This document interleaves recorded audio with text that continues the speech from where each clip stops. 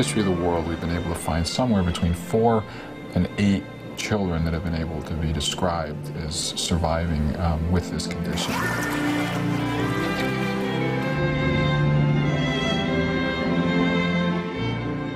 Her legs were fused from her waist down. She had no rectum, no genitalia, no uterus, no bladder, only 6 inches of large colon and a quarter of a kidney.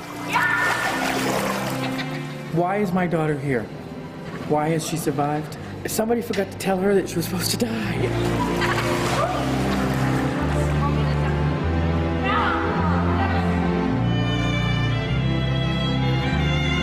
She's up. Yeah. Mom, what happened to me? What's the next best step for her?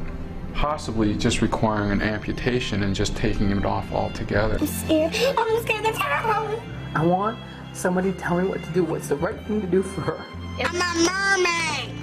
Some people are the same, some people are different. Some people are short, some people are tall. Look, I'm not even quite the same than all the others, but some people just like the way I am.